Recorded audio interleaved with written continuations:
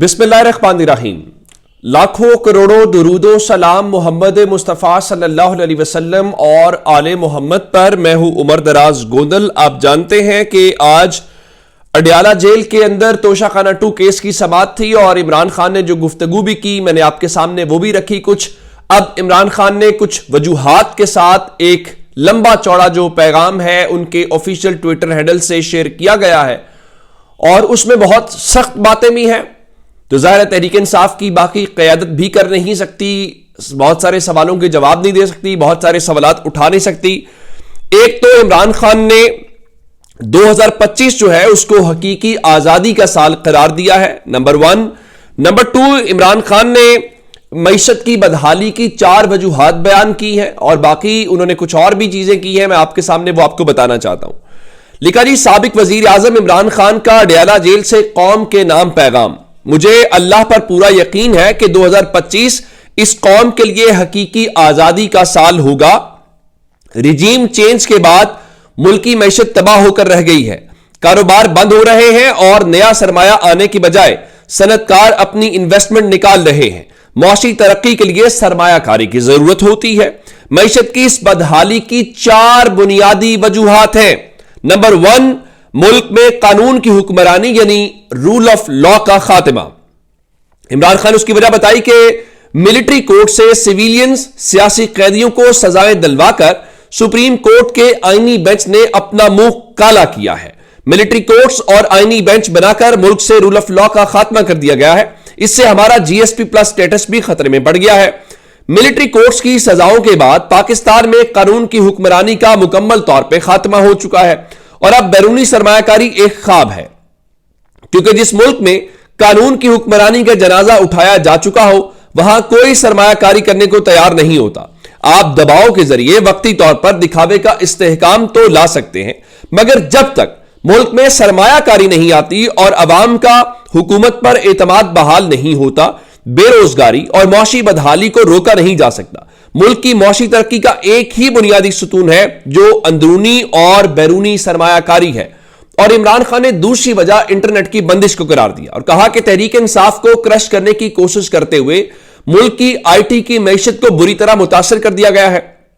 मुस्तकबिल आईटी का है, लेकिन आजादी इजहार राय से खौफजदा हुकूमत ने इंटरनेट में खलल पैदा करके नौजवानों के रोजगार कमाने का सबसे बड़ा जरिया मुतासर कर दिया है और हम आलमी मार्केट में मुकाबले में नहीं रहे और वो सारे कारोबार जो इंटरनेट से मुंसलिक हैं उन्हें तबाह किया जा रहा है। इमरान खान ने नंबर 3 वजह सियासी अदम इस्तेहकाम करार दिया और कहा कि एजेंसियों की सियासी मामलात में मुदाखलत से मुल्क में शदीद सियासी अदम इस्तेहकाम है। सियासी इस्तेहकाम के बगैर मौशी इस्तेहकाम का ख्वाब कभी शर्मिंदा ताबीर नहीं हो सकता।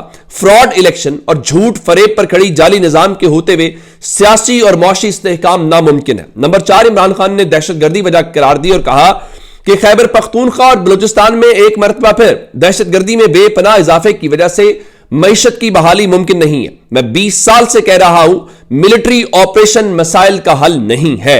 आपको दहशतगर्दी के मसले को हल करने के लिए देर पा सियासी हल निकालना होगा, वरना दहशतगर्दी के नासूर का जड़ से खात्मा नामुमकिन है। तो इमरान खान ने ये 4 वजूहात बताई हैं जिस वजह से मईशत बदहाली का शिकार है।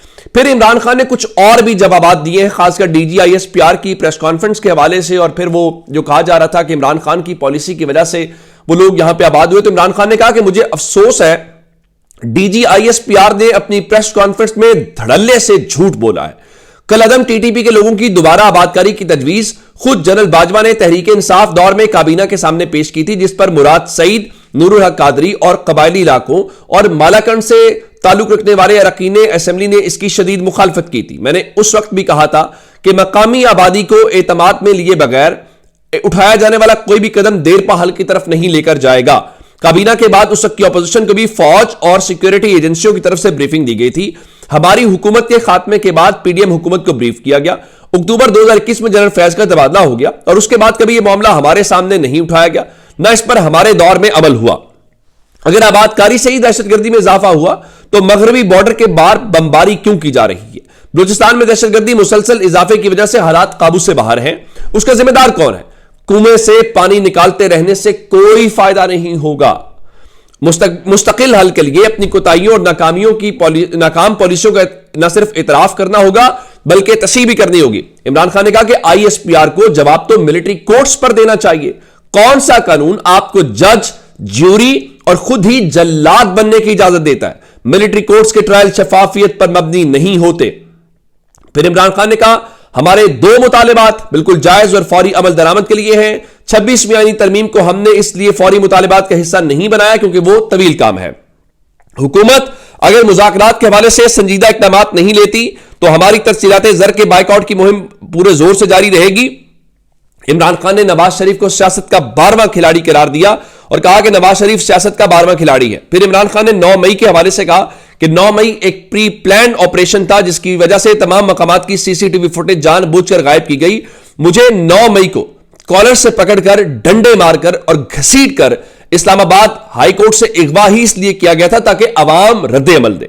اس دن بھی ہمارے 25 لوگ شہید اور سینکڑوں زخمی اور 4 لوگوں کو اپاہج کیا گیا۔ ہم پر ہی ظلم کر کے ہمارے ہی خلاف جھوٹے مقدمے بنا لیے گئے اور 10,000 کارکنان کو جیلوں میں بھر دیا گیا، جس کے بعد لوگوں پر تحریک انصاف کو چھوڑنے کے لیے دباؤ ڈالا گیا اور اس کا مقصد صرف اور صرف لندن معاہدے کے تحت تحریک انصاف کو کچلنا تھا، کیونکہ جن لوگوں نے تحریک انصاف چھوڑ دی ان پر آپ نے مقدمات کا خاتمہ کر دیا۔ اس لیے اس واقعے پر شفاف اور آزاد جوڈیشل کمیشن کا قیام بہت اہم ہے۔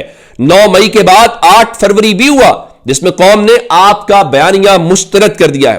26 نومبر کو اسلام آباد میں معصوم شہریوں کا قتل عام کیا گیا اور کئی لوگ ابھی تک لاپتہ ہیں۔ یہ لوگ قبائلی علاقوں سے نہیں، اسلام آباد سے غائب کیے گئے اور ہمیں خدشہ ہے کہ انہیں لال مسجد آپریشن کی طرح غائب کیا گیا۔ اس لیے آزاد جوڈیشل کمیشن بہت ضروری ہے۔